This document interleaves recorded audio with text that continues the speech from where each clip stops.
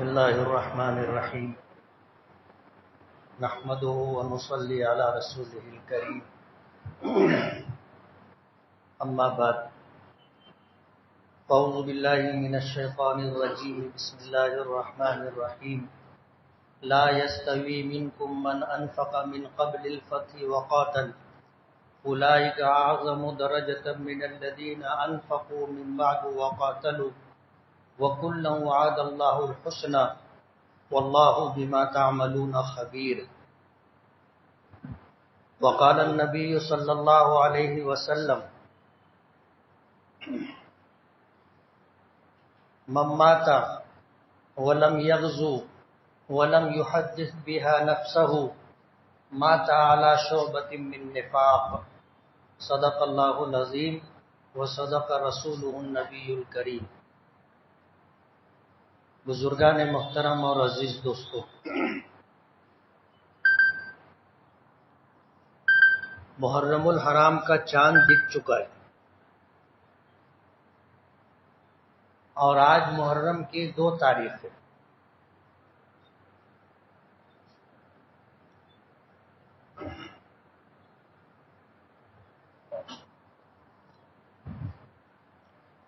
اسلامی تاریخ کا یہ پہلا مہینہ ہے۔ گزشتہ ہفتے اسی تعلق سے کچھ تمہیدی بات رکھی تھی کہ اسلام کی تاریخ شہادتوں سے لبریز ہے۔ اسلام کی تاریخ کا کوئی ورق آپ کو ایسا نہیں ملے گا جس پر اللہ کے دین کی حفاظت و صیانت کے لیے، اللہ کے دین کی نشر و اشاعت کے لیے، اس کی بقا اور تحفظ کے لیے جان دینے والوں نے جان نہ دی ہو، قربانیاں دینے والوں نے قربانیاں نہ دی ہو، ایسا نہیں۔ اسلام کی تاریخ کے ہر ورق پر آپ کو شہیدوں کے نام ملیں گے۔ اسلامی تاریخ کا پہلا مہینہ محرم الحرام اور اس کی پہلی تاریخ یکم محرم الحرام تاریخ اسلام کی زبردست شخصیت علمی اور عملی اعتبار سے سیدنا عمر فاروق رضی اللہ تعالی عنہ کی شخصیت ہے، اور یکم محرم الحرام آپ کی شہادت کا دن ہے۔ آپ دیکھیے اسلامی تاریخ کا آغاز پہلا دن حضرت عمر فاروق رضی اللہ تعالی عنہ کی شہادت سے شروع ہو رہا ہے۔ 22 لاکھ مربع میل پر حکومت کی تھی۔ عدل و انصاف کا یہ عالم تھا کہ ایک جگہ سے بھیڑیا اور بھیڑ ساتھ میں پانی پیتے تھے۔ تاریخ میں آتا ہے کہ جب بھیڑیے نے بھیڑ پر حملہ کر دیا تو چرواہے نے کہا کہ عمر فاروق کا انتقال ہو گیا۔ عدل و انصاف کا یہ عالم تھا کہ کہا کرتے تھے کہ دریائے دجلہ کے کنارے اگر کوئی بھوکا مرتا ہے تو عمر فاروق سے پوچھا جائے گا۔ حکومت کی تو اس طرح کی، اور اس طرح کی حکومت کوئی لینا پسند نہیں کرتا۔ جمعہ کا دن تھا، منبر پر خطبہ دینے کے لیے کھڑے ہوئے تو بدن پر جو چادر تھی اس پہ پیوند لگے ہوئے تھے۔ جب بیت المقدس فتح ہوا تھا، تاریخ بتاتی ہے کہ جب بیت المقدس کا محاصرہ کیا گیا اور صورتحال ایسی تھی کہ جب محاصرے کے بعد قلعہ بند لوگ تنگ آ گئے تو انہوں نے اس بات کا پیغام بھیجا کہ اگر آپ کے امیر آ جائیں تو ہم قلعے کی چابی انہیں دے دیں گے۔ بغیر خونریزی کے قلعہ فتح ہو رہا تھا۔ مدینہ منورہ خبر پہنچی، حضرت عمر فاروق رضی اللہ تعالی عنہ نے اس پیغام کو قبول کیا، مدینے سے سفر شروع کیا، ساتھ میں اپنے غلام کو لیا۔ ایک اونٹ تھا، یہ طے ہوا کہ ایک منزل تک میں چلوں گا، تم اونٹ پر بیٹھنا، اور جب دوسری منزل تک جانا ہوگا تو میں اونٹ پر بیٹھوں گا، تم پیدل چلنا اونٹ کی نکیل پکڑ کر۔ مدینہ منورہ سے یہ سلسلہ شروع ہوا، اور جب بیت المقدس آخری منزل آئی تو غلام کے اونٹ پر بیٹھنے کی باری تھی، غلام کے اونٹ پر بیٹھنے کی باری تھی۔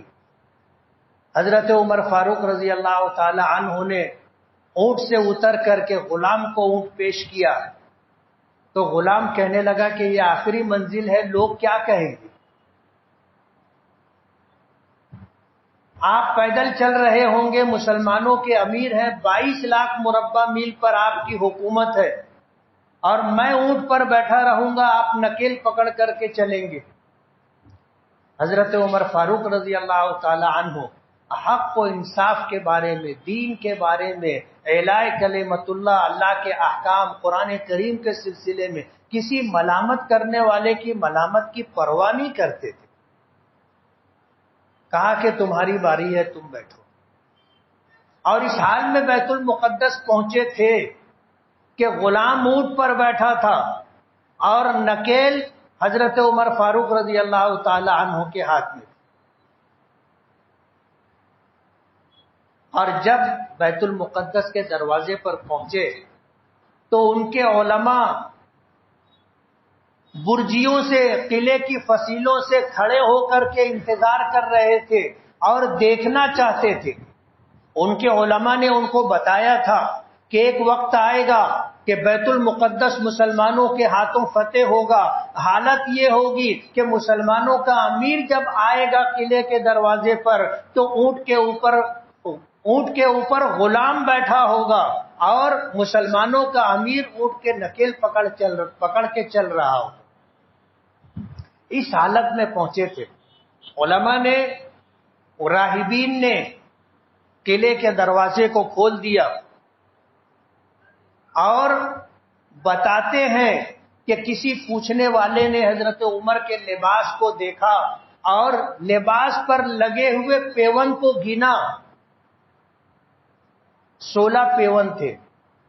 تھوڑی دیر کے لیے تردد آیا، حضرت عمر فاروق رضی اللہ تعالی عنہ نے پوچھا کیا دیکھ رہے؟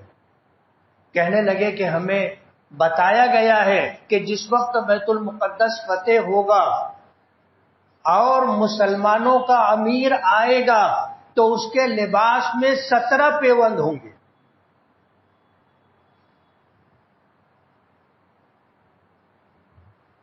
کتنے پیوند؟ 17 پیوند ہوں گے۔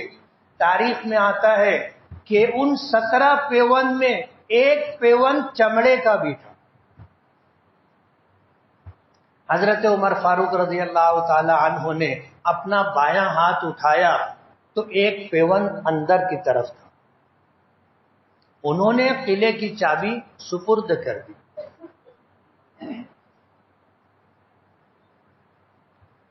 اب ظاہر بات ہے ایسی بادشاہت اور حکمرانی کون قبول کرے گا؟ حضرت ابوبکر صدیق رضی اللہ تعالی عنہ تھے، حضور کے وصال کے بعد ذمہ داری ان کے کاندھوں پر آئی۔ دوسرے دن صبح کے وقت پھر کپڑوں کا گٹھا اٹھایا، اپنے کاندھے پر رکھا اور بازار جانے لگے۔ حضرت عمر فاروق نے روکا، پوچھا کہاں جا رہے ہو؟ کہا بازار جا رہا ہوں۔ کہا کہ آپ بازار چلے جاؤ گے تو مسلمانوں کے معاملات، ان کے امور کون دیکھے گا؟ تو حضرت ابو بکر نے کہا کہ اگر میں یہ کام کروں گا تو میرے گھر والوں کا گزر بسر کیسے ہوگا، گھر کیسے چلے گا؟ تو صحابہ کرام کو جمع کیا گیا اور یہ طے کیا گیا کہ مسلمانوں کے امیر کا وظیفہ طے کیا جائے کہ انہیں ایک دن کے لیے بیت المال سے کیا خرچ دیا جائے گا۔ حضرت ابوبکر صدیق رضی اللہ تعالیٰ عنہ کا وظیفہ طے ہوا، مسلمانوں کے معاملات دیکھنے لگے۔ تاریخ میں آتا ہے کہ بچے گھر میں میٹھا کھانے کی فرمائش کر رہے تھے، اہلیہ نے جو وظیفہ یومیہ ملتا تھا ایک دن کا، اس میں سے تھوڑا تھوڑا بچا کر کے کچھ جمع کیا اور ایک دن میٹھا تیار کیا۔ دسترخوان پر میٹھا دیکھ کر حضرت ابوبکر صدیق نے پوچھا تھا کہ یہ کیا ہے، کہاں سے آیا؟ بتایا اس طرح۔ تو حضرت ابوبکر صدیق نے جو وظیفہ بیت المال سے ملتا تھا اور روزانہ اہلیہ بیوی جتنا اس میں سے بچا لیتی تھی، وظیفے میں اتنا کم کروا دیا کہ 10 روپیہ مجھے ملتا ہے، اس میں سے یہ اتنا کم کر لیا جائے، میرا گزارا اتنے کم پر بھی ہو جائے گا۔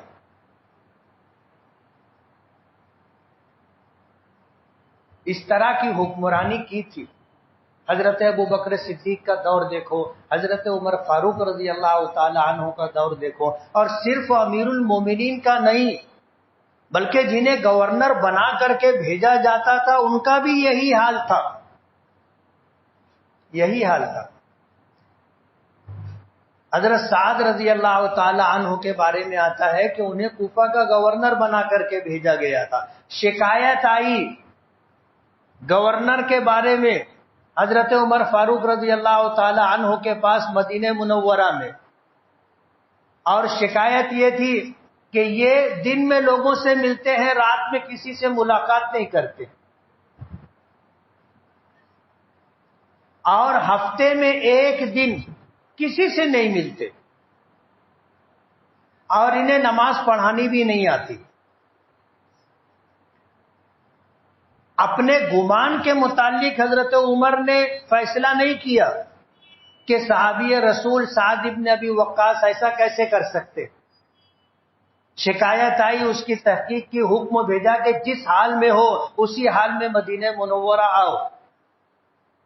حضرت سعد ابن ابی وقاص کوفہ کے گورنر تھے، وہاں سے نکلے، اپنا جو کچھ تھا ایک پوٹلی میں باندھا، بغل میں دبایا اور مدینہ پہنچ گئے۔ سفر کرتے کرتے مدینہ پہنچ گئے۔ حضرت عمر فاروق رضی اللہ تعالی عنہ راستے میں چھپ کر کے بیٹھ کر کے یہ دیکھ رہے تھے کہ کوفہ کا گورنر آ رہا ہے تو کس حالت میں آ رہا ہے۔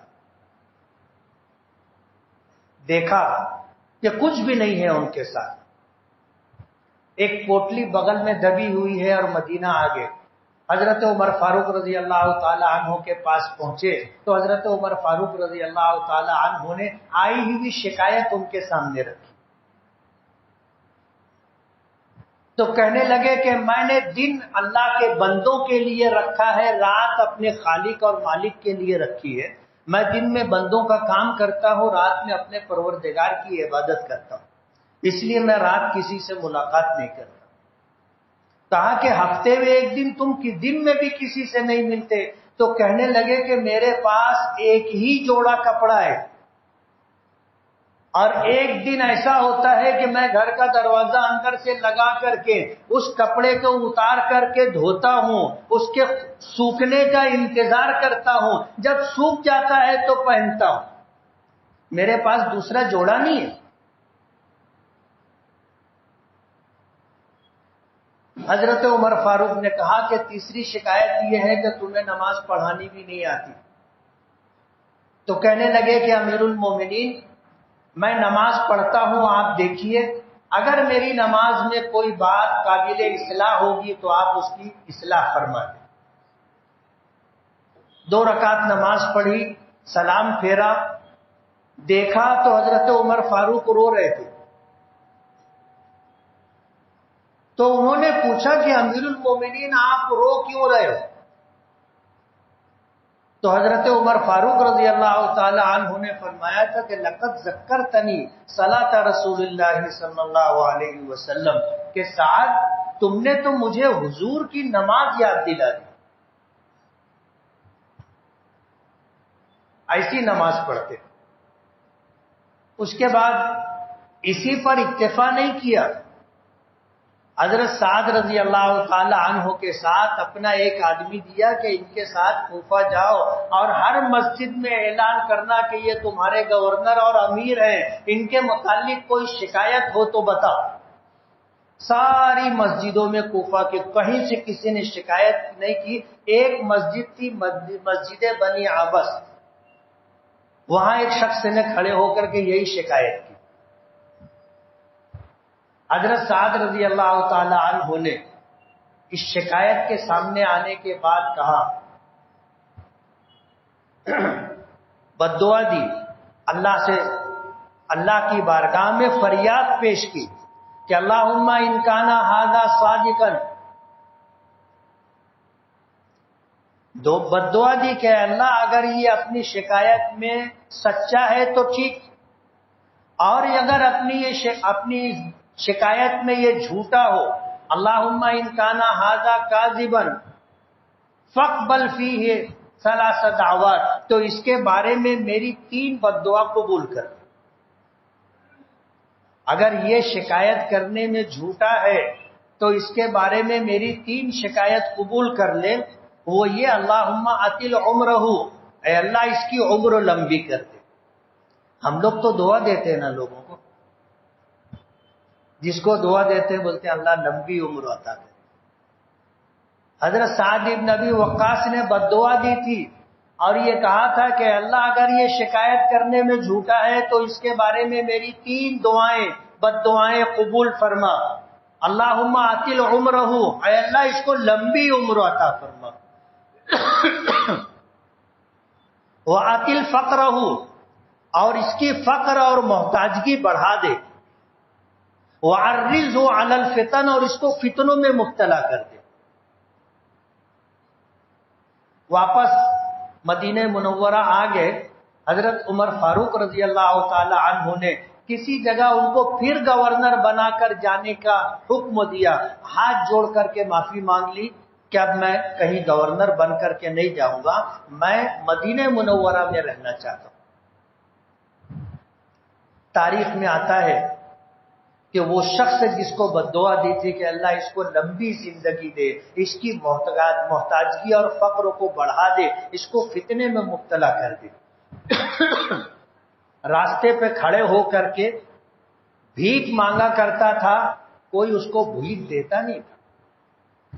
عمر اتنی لمبی ہو گئی تھی کہ یہ بھویں جھک کر آنکھوں پر آ گئی تھی. اس کو اگر دیکھنا ہوتا تھا تو ایسے بھووں کو اٹھانا پڑتا تھا، تب اس کو آنکھ کھلتی تھی اور دکھتا تھا. اتنی لمبی عمر ہو گئی تھی. خیر القرون کا زمانہ تھا، راستے پہ کھڑے ہو کر کے بھیک مانگتا تھا، کوئی اس کو بھیک نہیں دیتا تھا. اور قریب سے گزرتے ہوئے اگر کسی خاتون کی آہٹ محسوس ہوتی تھی تو یہ اس کو چھیڑتا تھا. ظاہر بات ہے راستہ چلتے کسی خاتون کو کوئی چھیڑے اور زمانہ اچھا ہو تو آپ سوچو کیا حال ہوگا. آج کوئی کسی کو چھیڑ کر کے دیکھ لے، جو آس پاس میں موجود ہوگا سبھی مل کر کے مارتے. تو اس زمانے میں بھی لوگ مارتے تھے، جوتوں سے مارتے تھے. لوگوں نے اس سے پوچھا کہ اتنے بوڑھے ہو گئے ہو، اب تم نے رکھا کیا ہے، کیوں عورتوں کو چھوڑتے ہو؟ تو وہ شخص کہتا تھا اصابتنی دعوت سعد، مجھے سعد ابن ابی وقاص کی بد دعا لگ گئی. جب ایسا ہوتا ہے تو مجھے اپنے اوپر قابو نہیں رہتا، میں کیا کرتا ہوں مجھے احساس نہیں ہوتا. مجھے سعد ابن ابی وقاص کی بد دعا لگ گئی. زمانہ ایسا تھا. مجھے جو بات کہنی ہے بہت مختصر. حضرت حسین رضی اللہ تعالی عنہ کی شہادت واقعہ کربلا اگلے ہفتہ زندگی رہی تو سناؤں گا، لیکن اس کی تمہید مجھے اس وقت آپ لوگوں کو دینی. حکمرانی ایسی تھی. حضرت ابوبکر صدیق کی خلافت دیکھو، حضرت عمر فاروق کی خلافت دیکھو، زندگی کیسی گزری. جمعہ کا دن تھا، کچھ مال آیا تھا، عراق وغیرہ کی فتوحات ہوئی تھی اور وہاں پر مال غنیمت آیا تھا اور اہل مدینہ پر تقسیم ہوا تھا. مدینہ کے رہنے والوں کو ایک ایک چادریں ملی تھی. حضرت عمر فاروق رضی اللہ تعالی عنہ جمعے کا خطبہ دینے کے لیے ممبر پر چڑھے تو ان کے جسم پر 2 چادر تھی، ایک چادر لنگی کی جگہ اور ایک چادر اوپر کا جسم ڈھانکنے کے لیے۔ خطبہ دے رہے تھے، ایک شخص مسجد میں کھڑا ہو گیا اور اس نے کہا کہ پورے مدینے میں ہم لوگوں کو ایک ایک چادر ملی ہے، آپ نے 2 چادر کیسے لی؟ آپ نے 2 چادر کیسے لی؟ حضرت عمر فاروق رضی اللہ تعالی عنہ خاموش رہے۔ ان کے بیٹے عبداللہ ابن عمر کھڑے ہوئے اور کہنے لگے کہ میرے والد کو ایک ہی چادر ملی تھی، مجھے ایک چادر ملی تھی، میں نے اپنی ایک چادر اپنے والد گرامی عمر ابن خطاب کو دی ہے۔ تو ان کے جسم پہ جو 2 چادر نظر آ رہی ہے، ایک میری دی ہوئی ہے، ایک ان کی اپنی۔ اس طرح کی حکمرانی تھی۔ حضرت عثمان غنی کا زمانہ آیا اور حضرت علی رضی اللہ تعالی عنہ کا زمانہ آیا۔ حضرت عثمان غنی رضی اللہ تعالی عنہ کی شہادت ہوئی، جس کا تذکرہ میں نے پچھلے چند 2 ہفتہ 3 ہفتہ پہلے کیا تھا۔ 2 ہفتہ پہلے اس بات کا، ان کی شہادت کا تذکرہ تھا۔ حضرت علی کی شہادت ہوئی، چوتھے خلیفہ تھے اور خلافت راشدہ کا زمانہ ختم ہو گیا۔ نبی کریم صلی اللہ علیہ وسلم نے پیشن گوئی فرمائی کہ خلافت راشدہ کا دور رہے گا، اس کے بعد ملوکیت اور بادشاہت آ جائے گی۔ حضرت علی کے بعد حضرت معاویہ، حضرت حسن امیر بنے تھے۔ حضرت حسن رضی اللہ تعالی عنہ نے خلافت سے دستبرداری اختیار کرتے ہوئے حضرت معاویہ سے صلح کرتے ہوئے دستبردار ہو گئے، حکومت حضرت معاویہ کے سپرد ہو گئی۔ یعنی مسلمان 2 دھڑوں میں بٹے ہوئے تھے، ایک طرف حضرت علی تھے، ایک طرف حضرت معاویہ۔ حضرت علی کی شہادت ہوئی تو مسلمانوں نے حضرت حسن کو امیر بنایا۔ نبی کریم صلی اللہ علیہ وسلم کی پیشن گوئی تھی کہ لعل اللہ یصلح بین فئتین عظیمتین۔ حضور نے فرمایا تھا ابنی ھذا سید، میرا یہ بیٹا حسن سید ہے، سردار ہے، اللہ تعالیٰ اس کے ذریعے مسلمانوں کی 2 بڑی جماعتوں میں صلح کروا دے گا۔ اور حضرت حسن نے حضرت معاویہ کے حق میں دستبرداری اختیار کی اور مسلمانوں کا 2 دھڑا جو بٹا ہوا تھا، جس کی وجہ سے جنگ صفین اور جنگ جمل کا معرکہ پیش آیا تھا، حضرت حسن کے ذریعے سے مسلمانوں کی دونوں بڑی جماعتیں آپس میں متحد ہو گئیں۔ اب خلافت 2 جگہ نہیں، ایک جگہ آ گئی۔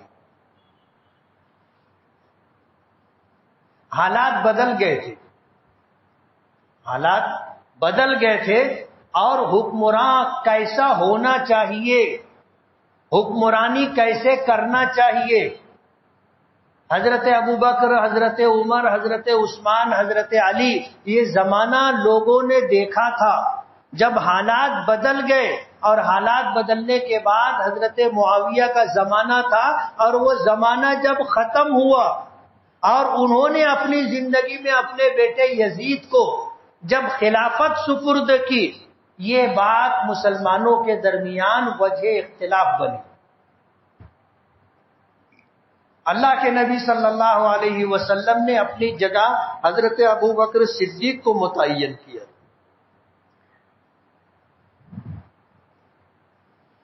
حضرت ابوبکر صدیق رضی اللہ تعالی عنہ نے اپنی جگہ حضرت عمر فاروق رضی اللہ تعالی عنہ کو متعین کیا تھا کہ میرے بعد مسلمانوں کے امیر یہ رہیں گے۔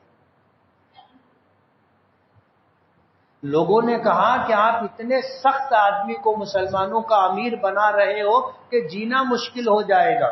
تو حضرت ابوبکر صدیق نے کہا تھا کہ جب خلافت کا، حکومت کا بار بوجھ ان کے کاندھوں پر آئے گا تو یہ نرم ہو جائے گی، اور کل قیامت کے دن اللہ مجھ سے پوچھے گا کہ اپنی جگہ مسلمانوں کا امیر اور ذمہ داری کس شخص کو سپرد کی ہے، تو میں یہ کہہ سکوں گا کہ میں مسلمانوں میں اس شخص کو اپنا نائب اپنی جگہ دے کر کے آیا ہوں جو مسلمانوں میں میرے گمان کے مطابق سب سے اچھا تھا، جن کے بارے میں حضور نے فرمایا تھا کہ لوکانہ بعدی نبی لکانہ عمر، میرے بعد اگر کوئی نبی ہوتا تو عمر نبی ہوتے، جن کے بارے میں یہ آتا ہے موافقات عمر کے نام سے کہ قرآن کریم میں 17 آیتیں اور واقعات ایسے ہیں جو حضرت عمر فاروق رضی اللہ تعالی عنہ کے مشورے کے مطابق، یعنی جو مشورہ حضرت عمر نے دیا تھا اسی کی موافقت میں اللہ پاک نے حکم نازل فرمایا۔ حکم تو اللہ پاک کا تھا، لیکن بات پہلے جو حضرت عمر نے کہی تھی اللہ پاک نے اس کی تائید فرمائی، اس کو موافقات عمر کہا جاتا ہے۔ بدر کا معرکہ پیش آیا تھا اور 70 قیدی گرفتار ہوئے تھے، 70 مارے گئے تھے، واصل جہنم ہوئے تھے، 70 گرفتار ہوئے تھے۔ نبی کریم صلی اللہ علیہ وسلم نے عام مسلمانوں کو جمع کیا اور مشورہ فرمایا کہ ان بدبودار لوگوں کے بارے میں تمہاری کیا رائے؟ حضرت ابو بکر صدیق نے کہا تھا کہ یہ ہمارے رشتہ دار ہیں، پرانے جان پہچان کے لوگ ہیں، ہم اگر ان پر احسان کریں گے اور فدیہ لے کر ان کی جان بخشی کر دیں گے، ہمارے حسن سلوک سے متاثر ہو کر ہو سکتا ہے یہ اسلام قبول کر لیں، اور جو مال ملے گا وہ مسلمانوں کی ضروریات کے لیے کام آئے گا۔ حضور نے حضرت عمر سے پوچھا کہ عمر تمہاری کیا رائے؟ تو حضرت عمر نے کہا تھا کہ فلاں شخص میرا ماموں ہے، اور یہ فلاں ابو بکر کا بیٹا ہے، اور یہ فلاں عثمان کا ماموں ہے، عثمان کا چچا ہے۔ تو حضور نے پوچھا کہنا کیا چاہتے ہو؟ کہا کہ یہ ہمارے رشتہ دار ہیں، انہیں جو جس کا رشتہ دار ہے اس کے حوالے کر دیا جائے۔ تو حضور نے پوچھا کیوں، کیا کرو گے؟ کہا کہ ہم اپنے ہاتھوں سے ان کی گردن ماریں گے، ہم اپنے ہاتھوں سے ان کی گردن ماریں گے، اور قیامت تک آنے والے لوگوں کو بتا دیں گے کہ جو محمد کا نہیں وہ ہمارا بھی نہیں،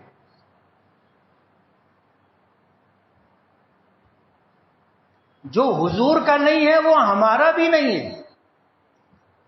ابو بکر کے بیٹے کو ابو بکر کے سپرد کرو، میرے ماموں کو میرے سپرد کرو، عثمان کے چچا کو عثمان کے سپرد کرو، رشتہ داریاں بتائی، اور کہا کہ ان کی گردن ہم خود اپنے ہاتھوں سے ماریں گے، ان کا سر اتاریں گے، اور لوگوں کو بتائیں گے کہ جو محمد کا نہیں وہ ہمارا بھی نہیں۔ حضور نے فرمایا کہ عمر تم جلالی ہو، تمہاری رائے بھی جلالی ہے، مجھے ابو بکر کی رائے سے اتفاق ہے۔ آپ نے فیصلہ فرمایا کہ جو گرفتار شدہ لوگ ہیں ان کے رشتہ دار جو مکے میں ہے ان کی جان بخشی کا فدیہ لے کر کے آئے اور ان کو آزادی دے دی جائے گی، اور ان میں سے جو لکھنا پڑھنا جانتا ہے وہ مدینے کے انصار و مہاجرین کے بچوں کو لکھنا پڑھنا سکھا دے، اس کو بھی آزاد کر دے۔ یہ فیصلہ ہو گیا۔ فیصلے کے بعد حضور رونے لگے۔ صحابہ کرام نے پوچھا کہ اللہ کے رسول آپ کیوں رو رہے ہیں؟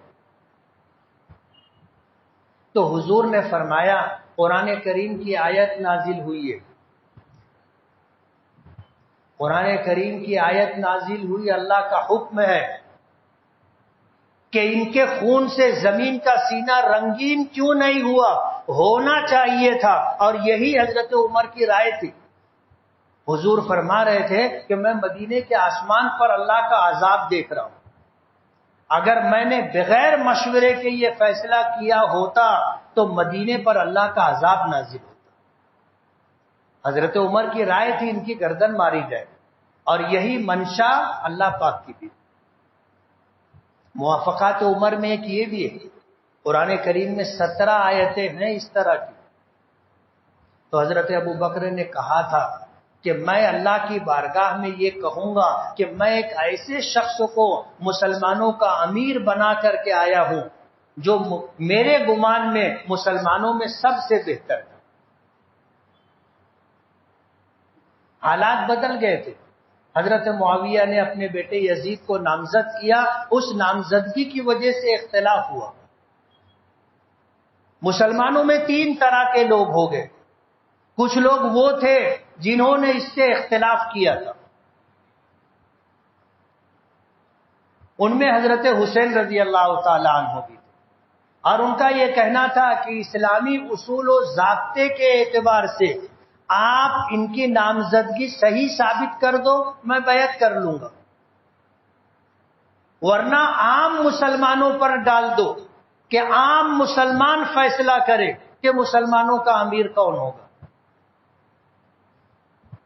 ایک طبقہ اختلاف کرنے والوں کا تھا، ایک طبقہ وہ تھا جو جبر و دباؤ میں آ کر کے ان کی حمایت، اس فیصلے کی حمایت کر رہا تھا، اور ایک طبقہ وہ تھا جو خاموش تھا، نہ اس نے یہ کہا کہ صحیح کیا گیا، نہ یہ کہا کہ غلط کیا گیا۔ 3 طرح کے لوگ تھے، 3 طرح کی سوچ تھی، تفصیل آپ سنیں گے۔ اختلاف کرنے والوں میں حضرت حسین رضی اللہ تعالی عنہ، اور میں یہ کہنا چاہتا تھا کہ حضرت ابو بکر نے حضرت عمر کو نامزد کیا تھا، حضرت عمر نے 6 لوگوں کو متعین کیا تھا کہ یہ 6 لوگ ہیں، ان 6 لوگوں میں سے مسلمان کسی کو امیر بنا دے۔ 6 لوگوں میں سے 3 لوگوں نے اپنے آپ کو ایک کے حق میں دستبرداری اختیار کی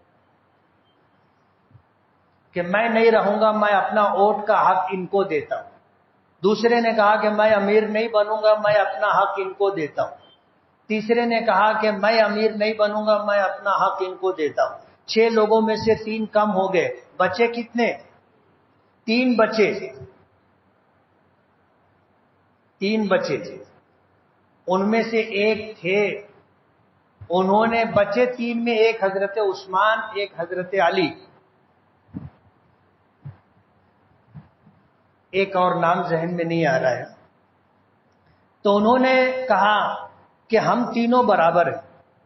انہوں نے حضرت عثمان سے پوچھا کہ اگر میں آپ کے حق میں دستبردار ہو جاؤں تو آپ کے پاس 4 ووٹ ہو جائیں گے، اگر میں آپ کو ووٹ دے دوں اور مسلمانوں کا امیر آپ کو بناؤں تو آپ انصاف کرو گے مسلمانوں کے ساتھ؟ کہنے لگے کہ ہاں۔ کہا کہ اگر میں علی کو ووٹ دے دوں، ان کو امیر بنا دوں، تو کیا آپ علی کی اطاعت و فرما برداری کرو گے؟ تو حضرت عثمان نے کہا کہ ہاں۔ یہی بات انہوں نے حضرت علی سے بھی پوچھی۔ جب دونوں اس بات پر راضی ہو گئے کہ اگر امیر بنایا گیا تو مسلمانوں کے ساتھ انصاف کریں گے، اور اگر نہیں بنایا گیا تو جس کو امیر بنایا جائے گا اس کی اطاعت و فرما برداری کریں گے۔ جب یہ معاملات طے ہو گئے تو پھر اس شخص نے، اس صحابی نے حضرت عثمان غنی رضی اللہ تعالی عنہ سے کہا کہ آپ ہاتھ بڑھائیے، میں آپ کے حق میں دستبردار ہوتا ہوں اور آپ کے ہاتھ پر بیعت کرتا ہوں۔ اس طرح حضرت عثمان مسلمانوں کے امیر بنے۔ تفصیل ہے، وقت ختم ہو گیا ہے، لیکن یہ حالات جو بدلے اور ان حالات میں جو صورتحال بنی کہ جب حضرت حسن نے حضرت علی کی شہادت کے بعد حضرت معاویہ کے حق میں دستبرداری اختیار کی، اور حضرت معاویہ نے اپنے بعد اپنے بیٹے یزید کو نامزد کیا، تو صورتحال مسلمانوں میں اس طرح کی بن گئی کہ 3 دھڑوں میں لوگ تقسیم ہو گئے، اور پھر یہ صورتحال بنی کہ ایک نے اختلاف کیا، دوسری جماعت نے حمایت کی، تیسری جماعت نے خاموشی اختیار کی۔ حضرت حسین رضی اللہ تعالی عنہ اختلاف کرنے والے لوگوں میں سے تھے، انہوں نے یہی بات کہی کہ یزید کی خلافت اسلامی اصول و ضابطے سے صحیح ہے، ثابت کر دو، میں بیعت کر لوں گا، ورنہ یہ معاملہ عام مسلمانوں پر ڈال دیا جائے، جس کو ہم کہتے ہیں الیکشن، جس کو ہم کہتے ہیں جمہوریت، جس کو ہم کہتے ہیں سیکولرزم. عام مسلمان فیصلہ کریں گے کہ ان کا امیر کون رہے گا. لکھنے والوں نے لکھا ہے کہ دنیا کو جمہوریت کا سبق اسلام نے دیا ہے. عام مسلمان اپنا امیر چنیں گے، ورنہ اس سے پہلے جمہوریت نہیں تھی. جو بادشاہ ہوتا تھا وہ اپنی طاقت کے بل بوتے پر بادشاہ ہوا کرتا تھا، اور کوئی حکمرانی یہ کوئی لوگوں کو انصاف دینے کے لیے نہیں ہوتی تھی. جنگل راج تھا، جنگل راج تھا. جس کے پاس طاقت ہوتی تھی اپنے طاقت کے بل بوتے پر وہ حکومت حاصل کرتا تھا اور حکومت کرتا تھا. اسلام نے لوگوں کو اپنے حکمرانوں کے انتخاب کا طریقہ بتایا، جمہوریت دی کہ اپنے امیر کا انتخاب عام مسلمان کریں. اور یہی حضرت حسین رضی اللہ تعالی عنہ کا کہنا تھا کہ پچھلے لوگوں نے اگر کسی کو نامزد کیا تو نامزد کرنے کے لیے اصول و ضابطے تھے، ان اصول و ضابطے پر ان کو نامزد کیا گیا. حضور نے حضرت ابوبکر کو نامزد کیا تھا. حضرت ابوبکر سے بہتر کون تھا؟ اور پھر حضرت ابوبکر نے حضرت عمر کو متعین کیا تھا. اس زمانے میں حضرت عمر سے بہتر کون تھا؟ پھر اس کے بعد حضرت عمر نے 6 لوگوں کے نام پیش کیے اور یہ بتایا کہ ان میں سے کسی ایک کو منتخب کر لیا جائے. اس طرح انتخاب ہوا. پھر اس کے بعد حالات تھے کیسے، حضرت علی کا انتخاب ہوا، پھر حالات بگڑے، اور پھر جو صورتحال بنی وہ ایک تاریخ کا ایک دردناک حصہ ہے، جس کی وجہ سے جنگ جمل ہوئی جس میں حضرت عائشہ بھی تھی، جنگ صفین ہوئی جس کے بارے میں آتا ہے کہ 80,000 صحابہ کرام شہید ہوئے تھے. اسے مشاجرات صحابہ کہا جاتا ہے، اور ہمارے علماء کا اس پر اتفاق ہے کہ اس پر بات نہیں کرنی چاہیے. وجہ اس کی یہ ہے کہ جب اس میں تفصیل میں ہم لوگ جاتے ہیں تو ہمارے سننے والوں میں آدھے ایک طرف ہو جاتے، آدھے دوسری طرف ہو جاتے. اور ظاہر بات ہے آدمی ایک طرف ہو گیا تو دوسری طرف کے لوگوں کے تعلق سے دل میں جو عظمت اور احترام تھا وہ یا تو ختم ہو جاتا ہے یا کم ہو جاتا ہے. اور کسی صحابی کے تعلق سے اپنے دل میں یہ بات کہ ان کی عظمت و احترام میں فرق آ جائے ہمارے لیے ایمانی اعتبار سے بہت نقصان دہ. حضور نے فرمایا کہ میرے تمام صحابہ عادل ہیں، اصحابی کلہم عدول، میرے تمام صحابہ عادل ہیں. اور آپ نے یہ فرمایا کہ جو ان سے محبت رکھے گا وہ مجھ سے محبت کرتا ہے اس لیے ان سے محبت کرے گا، اور جو ان سے بغض و دشمنی رکھے گا اس کو مجھ سے بغض اور دشمنی ہے اس لیے میرے صحابہ سے بغض اور عداوت رکھتا ہے. ظاہر بات ہے جب اس طرح کی بات ہوتی ہے تو مسلمانوں کے سننے والوں کے لوگوں میں سننے والوں میں یہ تصور آ جاتا ہے کہ یہ حق پر تھے یہ ناحق پر تھے. اب کچھ سمجھتے ہیں کہ یہ حق پر تھے یہ ناحق پر تھے. یہ مشاجرات صحابہ ہے. زمانہ یہ تھا، واقعہ کربلا کا معرکہ کیوں پیش آیا، اور حضرت حسین اس دھڑے میں تھے جس نے اختلاف کیا تھا، اور ان کا یہ کہنا تھا کہ ان کی نامزدگی اسلامی اصول و ضوابط سے آپ صحیح ثابت کر دو میں مان لوں گا، اور اگر نہیں ثابت کر سکے تو پھر اپنے امیر کا انتخاب عام مسلمان کرے. یہی چیز وجہ اختلاف بنی جو واقع کربلا کے وجود میں آنے کا سبب بنی. اور حضرت حسین رضی اللہ تعالی عنہ اور خانوادہ اہل بیت 70-72 لوگ کربلا کے میدان میں مسلمانوں کے ہاتھوں مارے گئے. بہت دردناک واقعہ ہے، بہت دردناک واقعہ. لیکن کچھ لوگ ایسا سمجھتے ہیں کہ عاشورہ محرم کو اگر فضیلت ملی ہے تو وہ حضرت حسین رضی اللہ تعالی عنہ کے شہادت کی وجہ سے ملی ہے، کربلا میں پیش آنے والے معرکے کی وجہ سے ملی ہے. جبکہ قرآن و حدیث دیکھنے سے معلوم ہوتا ہے کہ ایسا نہیں. عاشورے کی فضیلت پہلے سے ہے، یہ تو اتفاق تھا کہ اس دن واقعہ کربلا بھی پیش آ گیا۔ کچھ لوگ سمجھتے ہیں کہ محرم کے مہینے میں حضرت حسین رضی اللہ تعالی عنہ کی شہادت، اہل بیت کی شہادت کا واقعہ پیش آیا، اس لیے محرم کا مہینہ منحوس ہے اور اس مہینے میں شادی نہیں کرنا چاہیے۔